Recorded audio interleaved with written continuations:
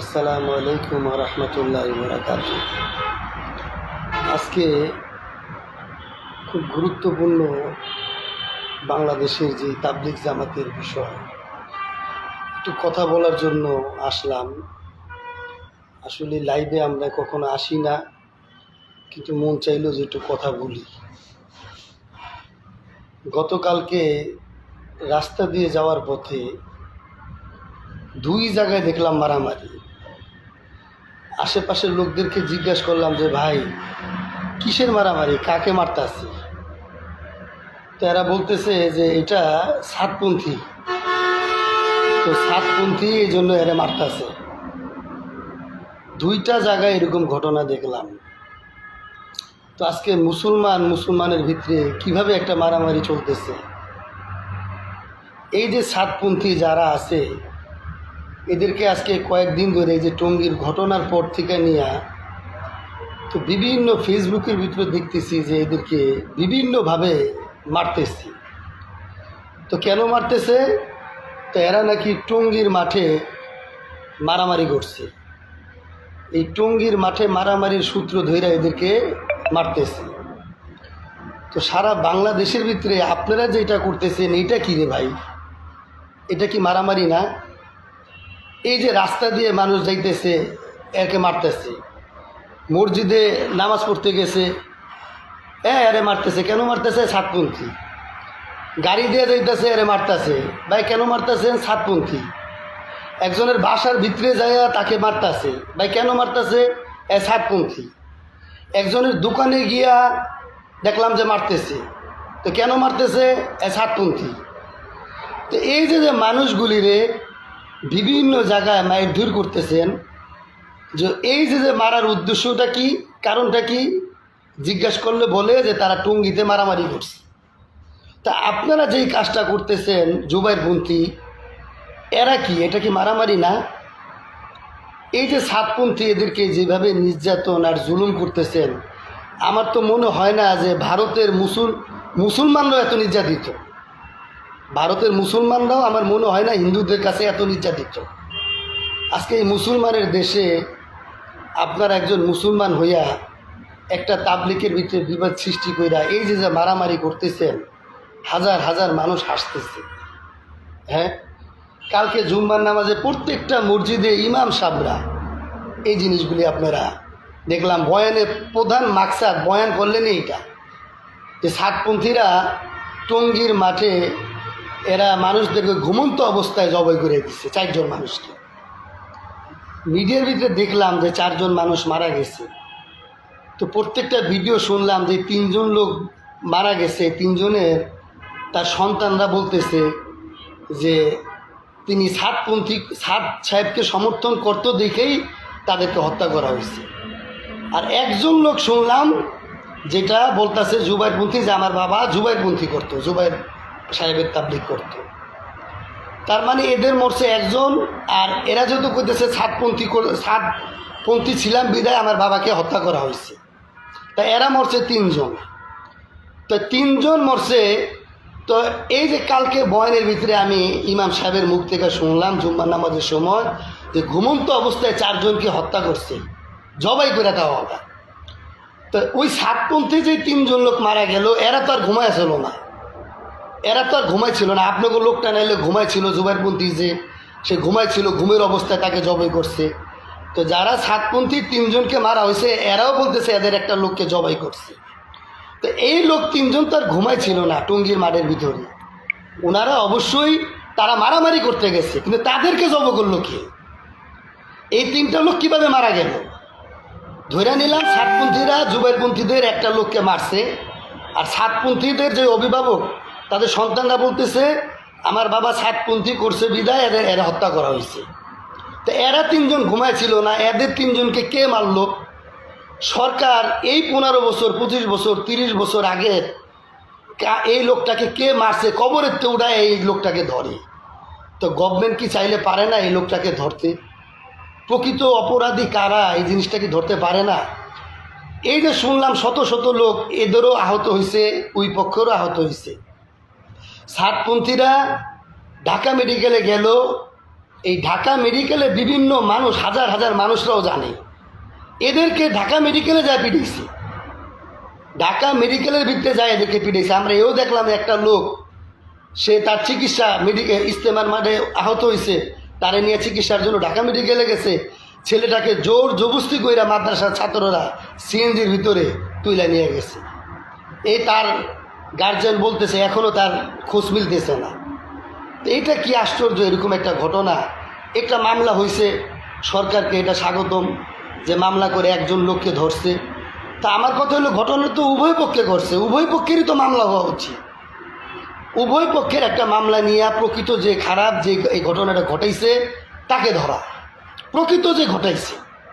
এখন একটা পক্ষকে অ্যারেস্ট করলো, আরেকটা পক্ষই হইল, এটা কেমন হইলো? এটা তো জুলুম হয়ে যেতেছে না একটা পক্ষের প্রতি।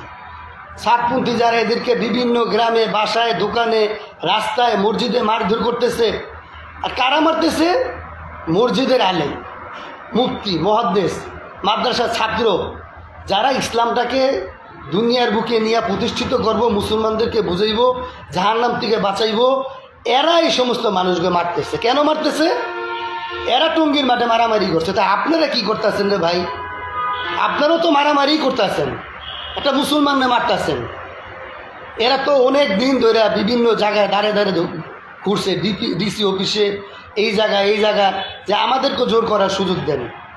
এরা জোর করছে, আমরা এদের জোরকে বাধা দেইনি, জোরকে স্বাগতম জানাইছি। আমরা জোর করতে চাইতেছি, আমাদের জোরও যাতে এরা বাধা না দেয়, আমাদেরকে জোর করার সুযোগ দেন। বারবার ডাক্তার ইউনুস সাহেবের সাথে দেখা করতে গেছে। ইউনুসের সাহেবের যে মেন একজন প্রেস সচিব, ওনার কাছে দেখলাম একটা কাগজ, আমরা যেটা নিউজে দেখলাম, খবরে দেখলাম, তার কাছে দিছে। বিভিন্ন ডিসি অফিসে দেখতেছে, গাজীপুর মেট্রোপলিটনে দেখতেছে। এই ঘটনাটা যে ঘটবে তারা তো আগের থেকেই বলছে, আগের থেকেই বলে দিছে। আজকে এরা যে বৈষম্যের শিকার হইতেছে, এতে চাক্ষুষভাবে প্রমাণ বোঝা যেতেছে এটা একটা জুলুম হয়ে যেতেছে একটা পক্ষের প্রতি। এই যে মামুনুল হক সাহেব, তাকে টঙ্গীর মাঠে আমরা একটা ওয়াজে দেখলাম, উনি বলতেছে যে এরা সাতপন্থীরা যদি মাঠে আসে, আমরা তুরাগ নদীকে রক্তে লাল করে ফেলাম। তো যেই লোকটা এত উগ্র একটা কথা কইল, টঙ্গীর ঘটনার পরের দিন স্বরাষ্ট্রমন্ত্রীর সাথে তারা দেখলাম বসা, স্বরাষ্ট্রমন্ত্রী, ধর্মমন্ত্রী, এর মাঝখানে উনি বসা। উনাকে ধর্মমন্ত্রী জিজ্ঞাসা যে হুজুরে যেটা কইব, একজন স্বরাষ্ট্রমন্ত্রী ওনার কাছে বলতেছে। যেহেতু সাতপন্থীরা বলতেছে উনি একজন তৃতীয় পক্ষ লোক, ওনারাই তাবলিকের ভিতরে একটা ঝামেলা বাজায় রেখে দিছে। আর এই লোকটাকে স্বরাষ্ট্রমন্ত্রী বলতেছে যে উনি হুজুরে কইব। তো এতে বোঝা যায় সাতপন্থীরা কতটুক বৈষম্যের শিকার হইতেছে। এটা এরকম করলে ইসলামের ভিতরে আরও ঝামেলা বাঁচবে। এরকম কি কোনো দল নাই, কোনো একটা শক্তিশালী মানুষ নাই, দুইটা দলকে একত্রভাবে বসায়া তাদের ভুলটা কোনটা কি এটা সমাধান করব? সাত ধরে নিলাম একটা অন্যায় করছে, গুনার কথা কইছে, খারাপ কথা কইছে, আরে ভাই তার কবরে সে যাইব।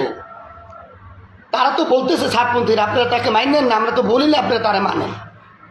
বাংলাদেশে যারা তাকে ভালোবাসে, মানে, এরা মানুক না। আরও কত ইসলামিক দল আছে দেশটার ভিতরে, চরমনায় আছে, এইটা আছে, সুন্নি আছে, আহলে হাদিস আছে, তারা তাদের মতন করে চলতেছে। তারাও তাদের মতন করে চলুক না, আপনাদেরকে করে বাধ্য করতেছে না যে না এটা মানতেই হইব, এইভাবে আমাদের মতো চলতে হইব। কেন আপনারা বাধ্য করাইতেছেন? আপনারা তো আলেম, মাদ্রাসায় পড়েন, আপনাদের তো এলেম আছে, শিক্ষা আছে, এগুলো করতেছেন, মানুষরা হাসতেছে। এত সুন্দর একটা মেহনত, কত মানুষ এটা দিতে যায়, দিনদার, আমলদার, মুখলিসুল হয়েছে, দিনের দায়ী হয়েছে।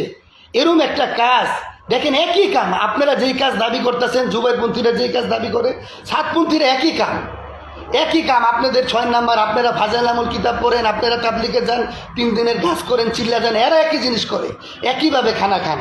কেন আপনারা এইভাবে ঝামেলা করতেছেন? ছোট একজনের একটা সাহেবের বিষয় নিয়ে এরা বারবার বলতেছে যে আপনাদের মুরব্বী আসতেছে, আমরা বাধা দিতেছি না, আমাদের একজন মুরব্বীর আপনারা কেন বাধা দেন? এই একটা ছোট জিনিস আপনারা মাইনা নেন না, নিয়ে ইসলামের ভিতরে একটা শান্তি বজায় রাখেন না। কেন ঝগড়া ফাঁসাদ বিভিন্ন জায়গায়? যে মসজিদের ইমাম সাহেবদের উচিত এরা ইসলামটাকে শান্ত করার, উভয় পক্ষকে শান্ত বয়ন করা। কিন্তু কি দুর্ভাগ্য একটা জড়িত যে মুসলমান ইমাম সাহেবরা, মুফতি সাহেবরা মসজিদের ভিতরে মেম্বারে বসা একটা পক্ষকে মারাত্মকভাবে আরেকটা পক্ষের উপরে হিলাই দিতেছে, একটা পক্ষের উপরে ক্ষিপ্ত করে দিতেছে। এটা তো মসজিদের ইমামদের কাজ না। মসজিদের ইমাম কিভাবে মুসলমান ভাই ভাই হয়ে যায়, তারা কিভাবে সবাই জান্নাতি হয়ে যায়, জাহান্নাম থেকে বাঁচতে পারে, এই নিয়ে ফিকির করা। কিন্তু তা না কইরা যারা ইমাম সাহেব, যারা মুফতি সাহেব, যারা আলেম সাহেব, এরা মসজিদের ভিতরে জুম্মার নামাজের সময় বয়ান করে সাধারণ মানুষকে ক্ষিপ্ত করার দরকারটা কি? আপনারা তা না করে উভয় পক্ষকে বসান না। সারা দেশের ইমাম সাহেবরা যেইভাবে কইরা এই সাতপন্থীর বিরুদ্ধে লাগছেন, আমার মনে হয় এইভাবে করে যদি কোনো সংখ্যালঘুর বিরুদ্ধেও লাগতেন তাহলে ওরা মুসলমান হয়ে যেত। কোনো হিন্দু বা খ্রিস্টান এদের পক্ষেও যদি এইভাবে লাগতেন, আমার মনে হয় এরা মুসলমান হইতো। কেন একটা মুসলমান আছে, মুসলমানের প্রতি এইভাবে মারামারি হাঙ্গামা করতেছেন? এগুলো বন্ধ করেন ভাই, আল্লাহর হস্তে বন্ধ করেন। সরকারের দ্বারে অনুরোধ, সরকার সুস্থ তদন্ত করেন। একটা পক্ষ যে নরম, তার আখলাক দেখাইতেছে, চরিত্র দেখাইতেছে। এই যে জোরের সময় তারা যে দেখলাম, তারা বললো 1 লক্ষ মানুষ হয়েছে। তো 1 লক্ষ মানুষকে সরকার যে বলছে চলে যেতে, এরা তো ভদ্রভাবে চলে গেছে।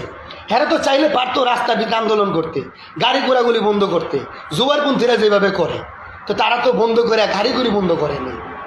গাড়িগুড়ি বন্ধ করে তারা আগের থেকেই বলতেছে, তাদের আগের থেকে আগাম যে আপনারা আমার কথা শুনেন, আমাদের দাবিগুলো জানেন, যুক্তিসঙ্গত হইলে মানেন, আর যদি না মানেন আমরা ঢাকা শহর অমুক তারিখে আসবো। এটা তো আগের থেকে বলতেছে।